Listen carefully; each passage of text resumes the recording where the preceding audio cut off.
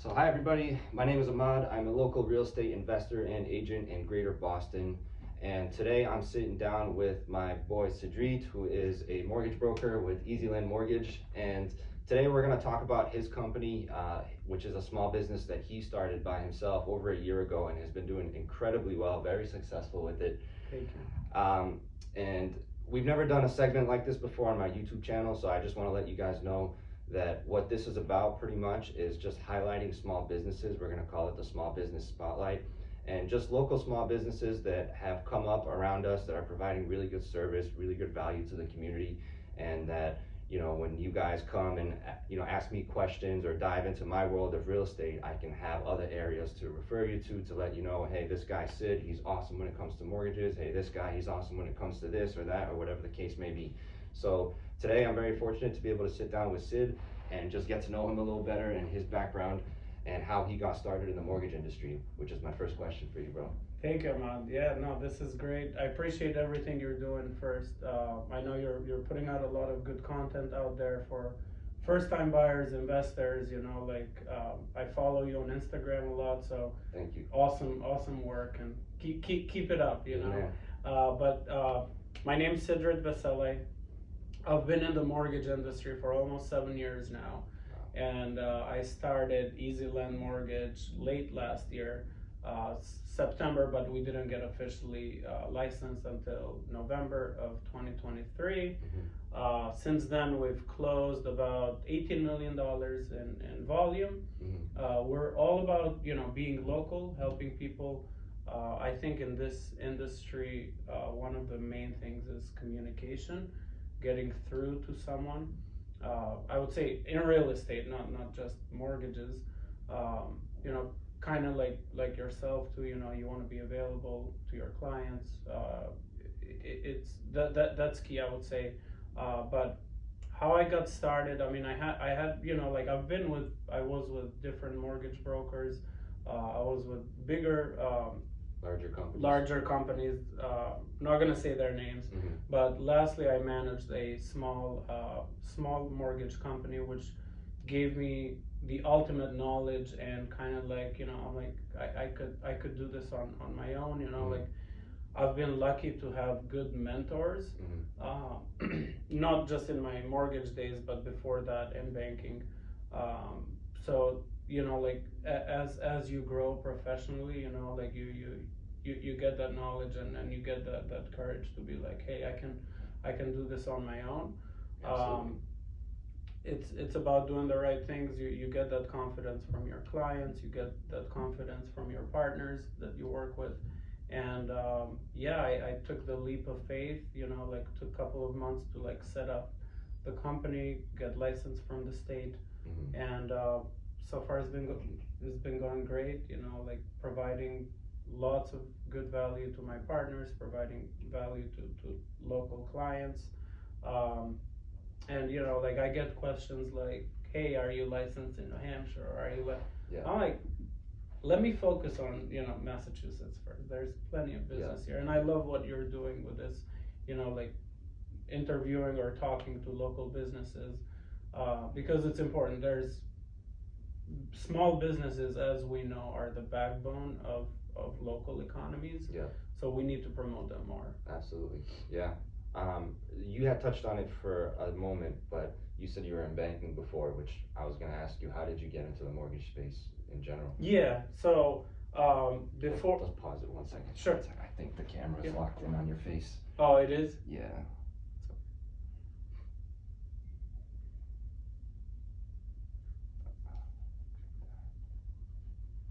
All right, we're good. Beautiful. Yeah, so how did you get involved in the mortgage space to begin with? How did you get into this specific industry? Yeah. So I was in banking for almost 8 years. Similarly to my mortgage days, I was with bigger banks, smaller institutions.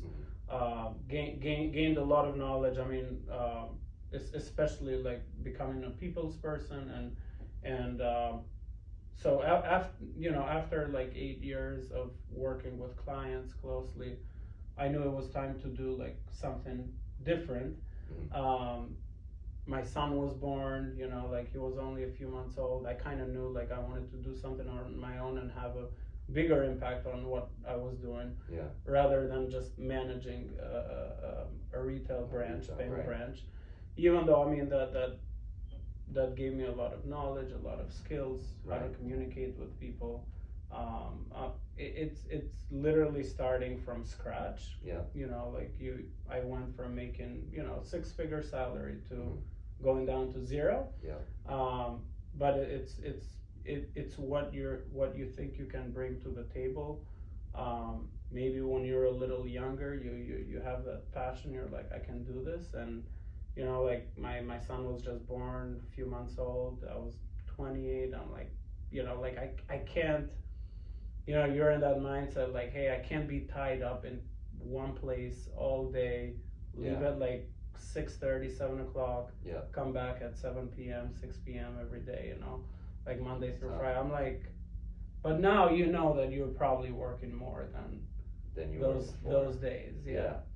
So what happened, I mean, like, had some conversations with different people, and I literally went to the person that helped me out for my own mortgage and said to her, hey, you know, like the company that I was working at the time, a local bank in Cambridge, I asked them, I'm like, hey, this is what I want to do. There was no available opportunities for loan officers, so I literally went to my mortgage broker that had helped me with my home.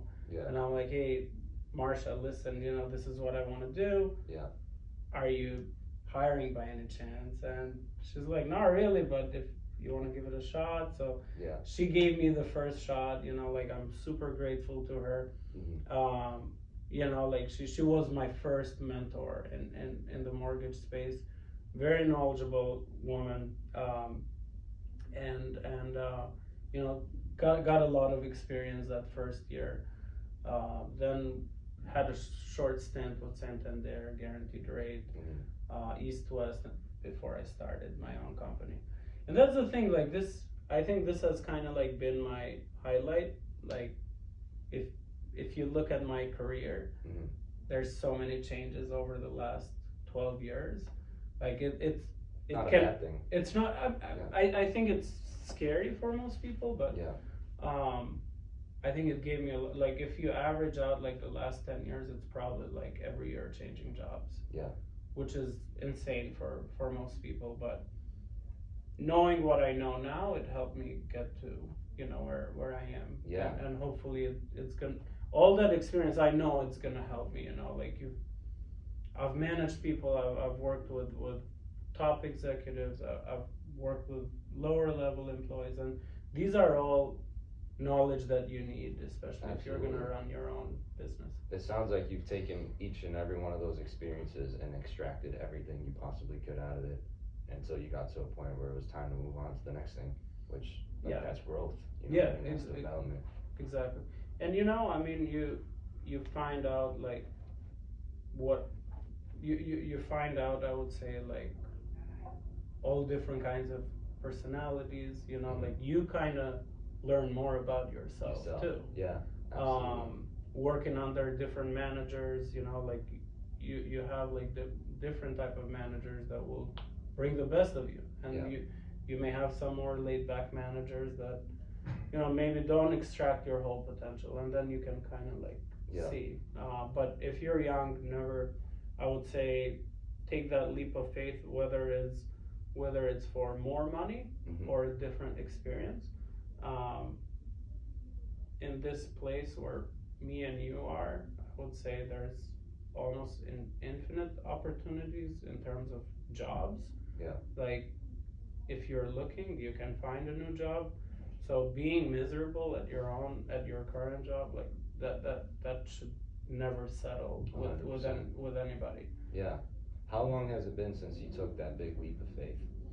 So when I started in mortgages, it's about like 6.5 years. So you were working a W-2 job in banking, and then you Correct. and went all in. Yep. So 6.5 years since I started all in 100% commission. And how long did it take you to feel like you were getting like ground under you, and you were like, okay, like I can breathe right now? Never. Never. Really? Yeah. Yeah. You're not. I mean, there was probably a time that you know, like maybe we were saving a bit more, like, but I feel like each step of the way has its own challenges. Yeah. I mean, yeah, we did have some savings before I took the leap of faith to go all in on a commission job. My wife, you know, like she was also working a W-2 job. Right. So we didn't both quit at the same time. Right. But you know, like it doesn't feel comfortable. It's not. I don't think there's ever a time that it's gonna feel comfortable. Yeah. 100%. But is it worth it? 100%. You know, like you have the flexibility. You have, you know, like you make these type of connections. Yeah. You Absolutely. get to change lives. Honestly, I mean, you help out people. Yeah. And it nothing better than, like, I'm helping a client right now, and I was up early this morning. I sent them the pre-approval at like 5 a.m. Yeah. And both, you know, like husband and wife, I mean, this is gonna be their third property they buy with me if they get a property soon. And both of them, they send me thank you, we appreciate it. So it's nice to see the impact, and also see people growing, you know, like, Yeah. like they were boyfriend and girlfriend when I Right. first started working with them. They each bought a house. Yeah. The guy bought a couple of houses, the girl bought one. Yeah. Now they're married, probably gonna have kids one day, and You get to looking be to part of that journey. yeah, it's so cool. That's awesome, man. Everything you said, you know, kind of resonates with me, and it's very inspiring, because where you were at 6.5 years ago is pretty much where I'm at right now, having taken That's that awesome. leap of faith and kind of gone all in on something that I'm passionate about. Your son's young too, right? My son's young too. Yeah. And so the other thing that you said about like being young and taking risks, it's funny because like in the moment you're like, oh man, like this is scary and risky.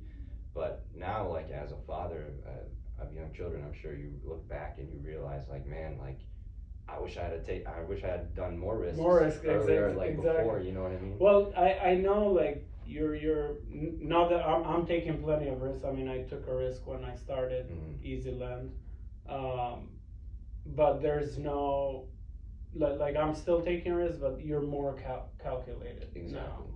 Now. And you have mentors and Yeah, people that you bounce yeah. off of. Exactly. But I would say that, you know, like back then, like, I mean, I've always been cautious enough to have like backup credit cards or a line of credit in place, just in case something, like, you may not always be in a position to have like a savings fund for 6 months. That's not realistic for everybody, right? Right, absolutely. Like, expenses are crazy nowadays. So 6 months to cover all your monthly expenses could be 50 grand, 60 grand, right? Yeah. So, but have a backup plan just in case something fails, because especially if you have kids, you know, like you don't want to let them down. And I think, I mean, take risks. absolutely. But you also have a family to look out for, and I think that's been one part where I've always tried to stay ahead of the game. Like I've had like 30-40K in credit card available balance just in case, right? Right. You never know if a recession hits, or have a home equity line of credit just sitting there doing nothing. Yeah, 100%. Even if you don't use it. Yeah, and I think that you having that attitude as somebody that helps people that are trying to get loan products, mortgages, you're pretty deep in people's personal finances. Oh, 100%. Having that attitude, in my opinion, I think probably sets you apart from other brokers in the industry, because you know you're kind of balancing that delicate balance between, okay, you want to take a risk, you know, obviously buying a house is risky, obviously getting an investment property is risky, whatever, but you know there are ways that we can do it tactfully, which obviously over 100%. the years you've honed that skill down and created a product that you're very good at. Thank you. Yeah. Like we said earlier, you know, it's all about communication skills. Obviously, you're gonna have clients looking for the best deals, and like I was telling you earlier, being small, you know, it is a pro, because you don't have as many expenses, which translate into better rates for our clients. Yeah. But personally, I think it's about communication. If you're working to buy your first home, and you're working, no offense to like bank LOs or traditional banks, but and your loan officer is working a 9 to 4 job, it doesn't work anymore in this day and age that we're in right now. Yeah. Like, you need someone to answer you on a weekend, right? You need to make a quick offer, snap of a finger, you know, like, you need a company that's gonna have that technology. Like, I could generate a pre-approval from my phone, Right. and email it to my client or to my agent. Speed. Yeah, exactly. So versus if you're working with someone that, you know, has a traditional bank job that doesn't answer on the weekends, you could have lost your home by Monday morning. Yeah. You know how it is with deadlines. Definitely. So I think for me, communication is key. Mm-hmm. You know, like, my clients always have my personal cell phone numbers. Obviously, we have so many options for them to choose from. I would say, you know, like, FHA loans are like a big product that people don't talk enough about, Mm-hmm. because even though there are some additional fees on the back end that gets financed into the FHA loan, it's an amazing product because you can get your home for one of the lowest down payments out there.